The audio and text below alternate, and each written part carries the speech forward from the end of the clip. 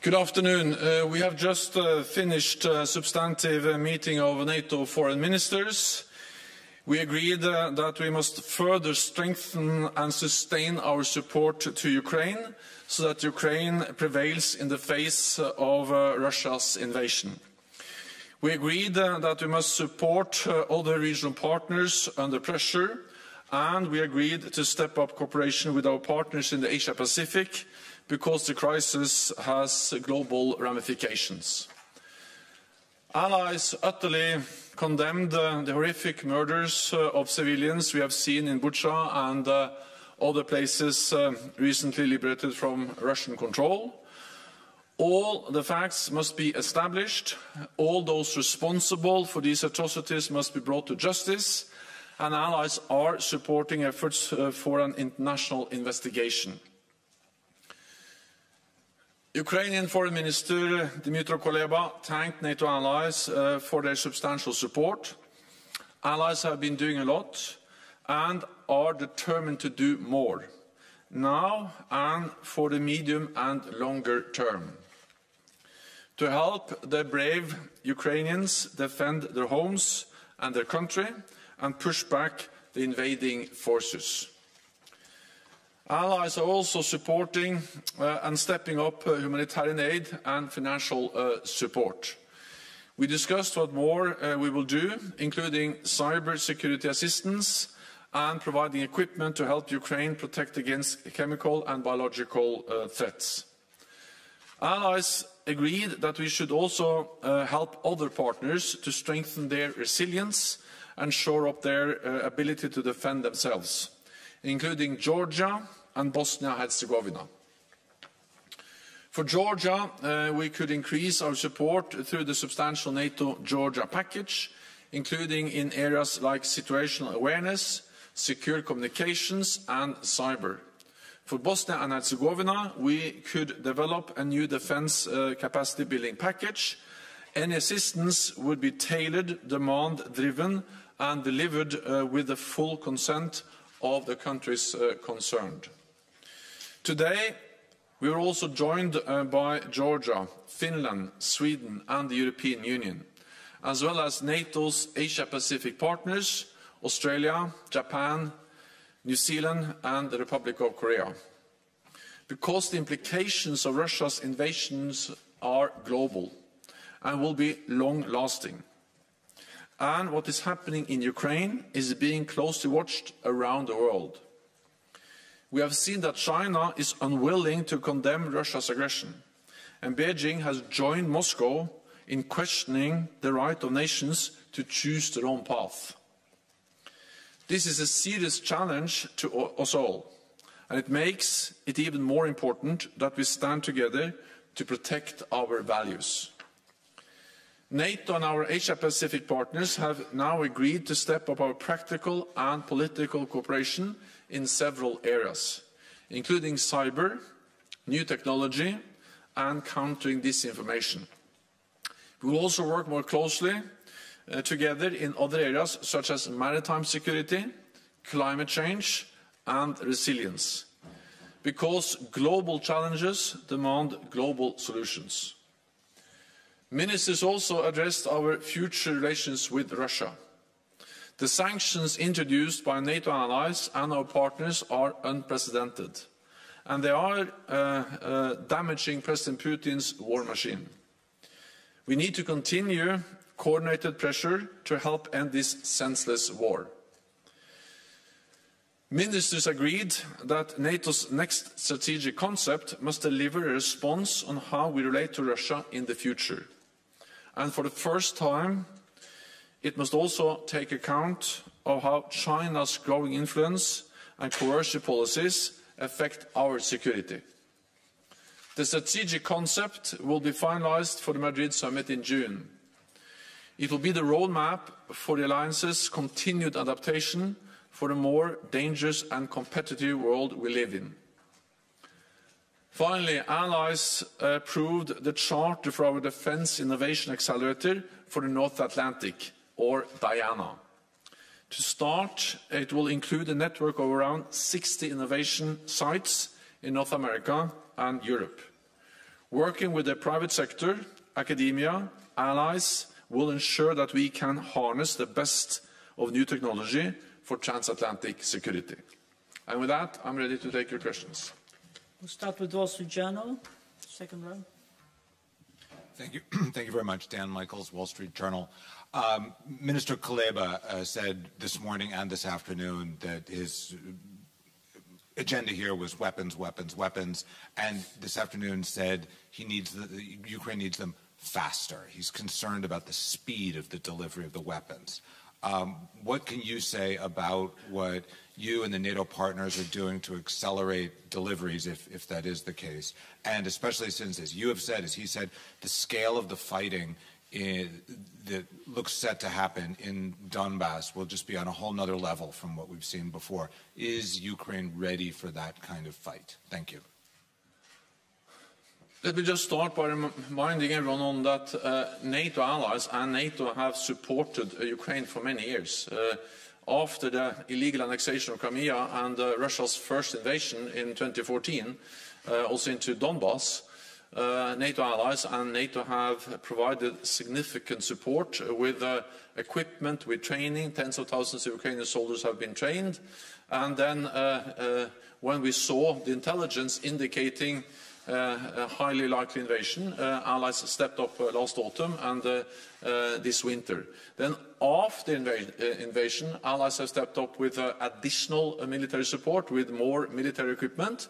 And it was a clear message from the meeting today that allies should do more and are ready to do more to provide more equipment, and they realize and recognize the urgency. So this is actually one of the reasons why it was important to have Minister Kuleba at the meeting, and we are closely coordinating, working with, discussing these issues with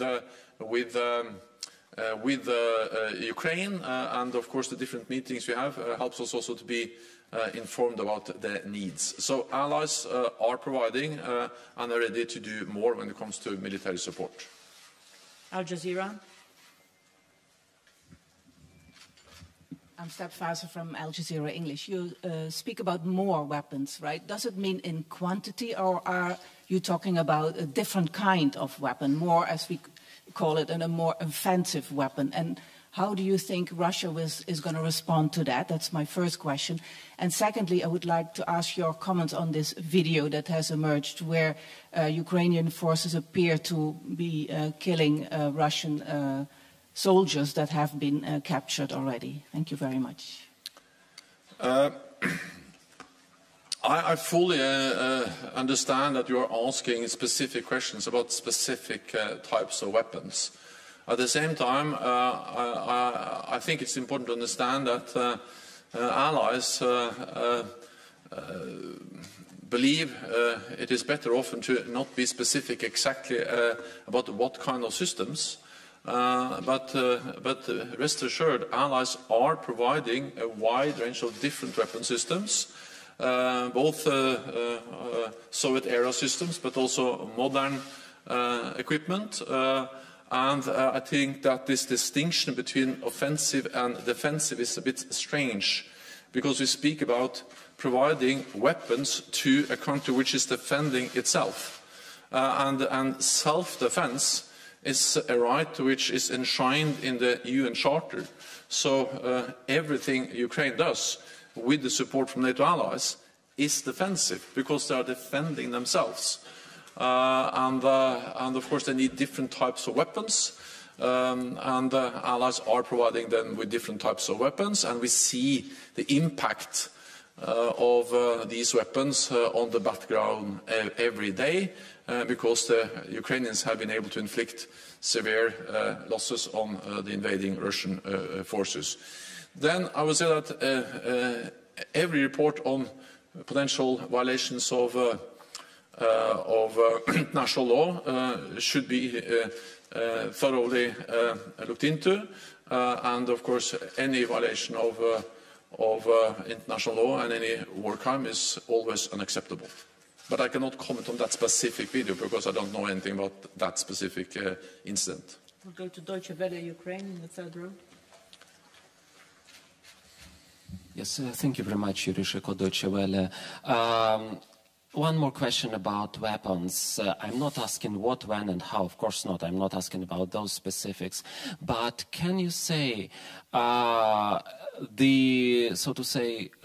line within NATO? Are there any exclusions of the types of weapons that NATO allies are ready to provide? As we heard a couple of weeks ago during the NATO summit, like Macron was saying that tanks and jets are out of the question. Or can you say that now there are no exclusions of the types of systems that can be provided to Ukraine? Thank you very much. So again, if I start to be specific in my answers to that type of questions, I actually have said a lot about what kind of systems we are delivering or NATO allies are delivering. So again, the important thing is that NATO allies are providing significant military support to Ukraine, but also humanitarian support, financial support, and lethal and non-lethal support. We have done that for many years, and allies have now stepped up. Then what is important to also underline is that NATO allies provide support to Ukraine. At the same time, NATO's main responsibility is to protect and defend all allies, and to prevent this conflict from escalating to a full-fledged war between NATO and Russia. And that's the reason why we also are focused on how to manage the risk of escalation, and also to send a clear message that we are there to defend and protect all allies, not to provoke a conflict, but to prevent the conflict. And the reason why we have, over the last weeks, deployed 40,000 troops under direct NATO command to the eastern part of the alliance, and also added more troops under national command, including more US troops in Europe. And this presence is to help prevent escalation of the conflict. So we are preventing escalation. NATO will not be directly involved in the conflict.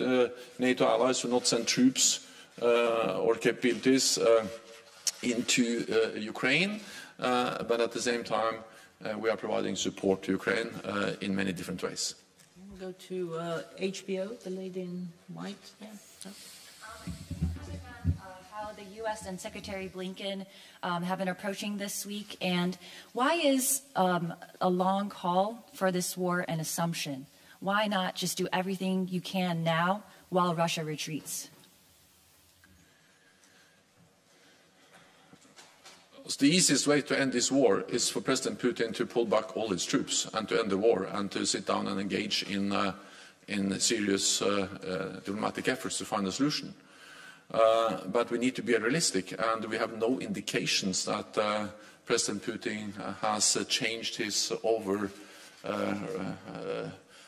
goal, and that is to control Ukraine and to achieve significant military victories on the battleground.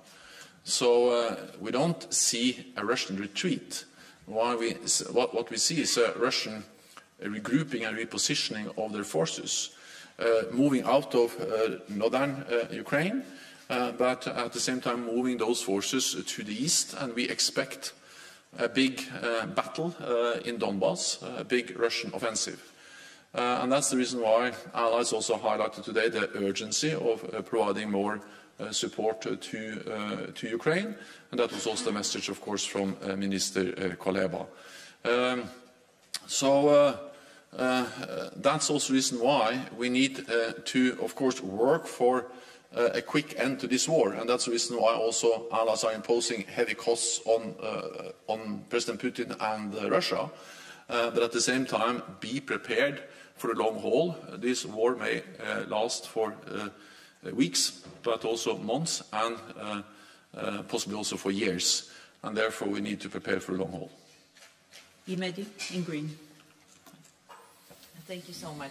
Mr. Secretary General, you mentioned a strategic concept 2030, which will be a roadmap for these organizations. That's why this document is very, very important for Georgia. What should we expect? I mean, open door policy, about the future of aspirants. And can you tell us more about meeting with Georgian Foreign Affairs Minister? Thank you so much. The Georgian Minister of Foreign Affairs attended the meeting today, and for me it was a pleasure to meet him and to talk to him. We had also a bilateral meeting, and I think it is important that we have close contacts with Georgia and also the new Minister of Foreign Affairs. That demonstrates the strength and the importance of the partnership between Georgia and NATO, and we also are working on how to further strengthen our partnership, including by improving and strengthening the package we have already agreed, and to add more to that package, including issues related to secure communications, resilience and cyber. So we look into how we can further strengthen both the political and the practical cooperation and partnership with Georgia. Well, in the strategic concept, that will be agreed at the summit in Madrid, but I expect the allies will agree that NATO's door remains open, and also that the allies will agree on the importance of further strengthening to work with partners, including those partners like Georgia, which are under pressure from Russia, and to step up the cooperation and support to those partners. Vegen? Mr. Secretary General, we just heard Foreign Minister Kuleba here offering an understanding with NATO that if you support us with all we need, we shall fight for our security, but also their security, that is NATO security, so that President Putin cannot test Article 5. Is that also NATO's understanding after this meeting? Well, our understanding and the message from all allies is that we are ready, and NATO allies are ready to provide support to Ukraine, and also provide more support, and allies recognize the urgency of providing more support. And that was the main message from allies today. At the same time, of course, NATO has a core responsibility to ensure collective defense, to ensure credible deterrence, and we have done that for more than 70 years. But after the Russian invasion of Ukraine in 2014, we have significantly stepped up our presence in the eastern part of the alliance. We tripled the size of the NATO response force. For the first time in our history, we deployed combat-ready troops to the eastern part of the alliance, and we have increased defense spending across the alliance. And then, after the second invasion, after what we saw on the 24th of February, 6 weeks ago from today, we have further stepped up with thousands of more troops, backed by substantial naval and air capabilities. So we are ensuring credible deterrence, and at the same time supporting Ukraine, because Ukraine, of course, the bravery, the courage, the commitment, both of the Ukrainian armed forces, but also the Ukrainian people and the Ukrainian political leadership, have inspired us all, and it is extremely important that we continue to support them. Okay, Rai. Thank you. Marilu Lucrezio Rai. Secretary General, what is the risk for NATO if the war will be very long? Thank you. If the war is going to drag on and be long, then the risk is first and foremost for the people of Ukraine, who will suffer more, who will see more damage, more death and more destruction.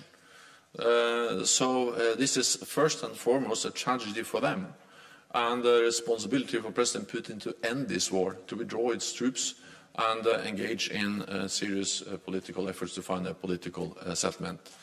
But of course, as long as the war continues, there will be a risk for escalation beyond Ukraine. And that's exactly what NATO is focused on, is to prevent that escalation. And we are focused on prevention, or to prevent escalation, partly by making sure that allies